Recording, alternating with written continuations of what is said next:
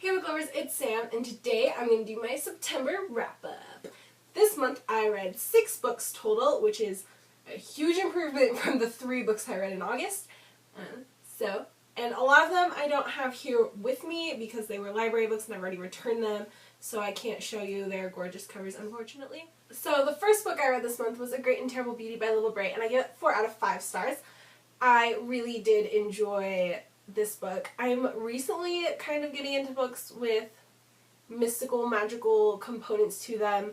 I didn't previously like them very much, but I'm really getting into them lately. So yeah, I really did enjoy this. I think Libba Bray did a wonderful job, and I can't wait to read the next 2 in the series. Once I finish the series, I think I'm going to do a series review, but as of right now, I'm not going to do a review of it. But I do highly, highly recommend it for those of you who haven't read it. It was great. The second book I read was The Beckoners by Carrie Mac, which I also give a 4 out of 5 stars. I did do a review on this one. It was amazing. It was so good. It just had me gripping my seat the entire time. I don't even think I was on a seat, but my blood was pumping the whole time and I didn't want to put it down. It was so great. It's kind of a bully book. It's about this group of bullies and this girl who kind of falls into them accidentally, and her journey through that and trying to figure out what she wants to do with that situation, I guess. It was really great.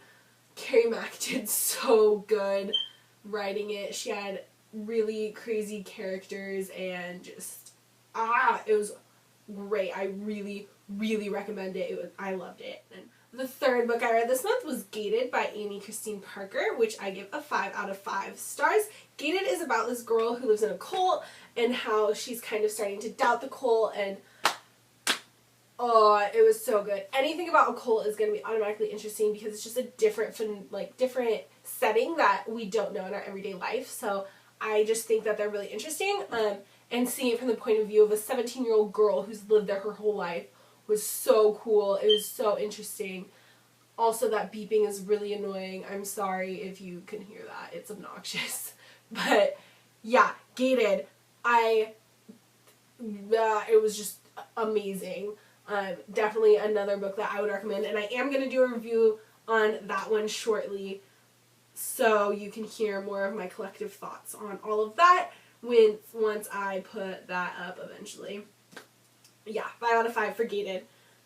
The next book I read in September was for the Rory Gilmore Book Challenge, which I talked about in another video a little bit, and I read Pygmalion by George Bernard Shaw. I am not a huge fan of reading plays. I have never really liked it very much, and I don't know, I just didn't find this very enjoyable. But I gave it a 3 out of 5 stars for Pygmalion. It was alright. It was a play. Yeah.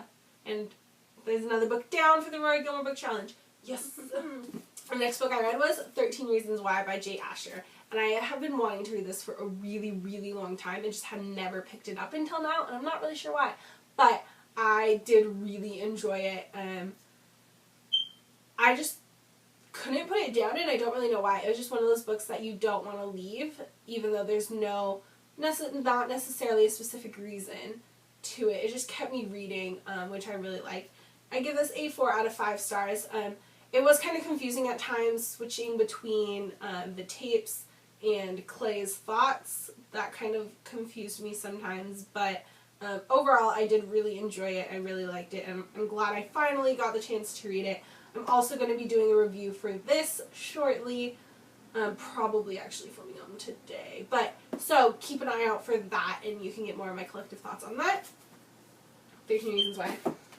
And then the last book that I read this month, I just recently finished, is The Moon and More by Sarah Dessen.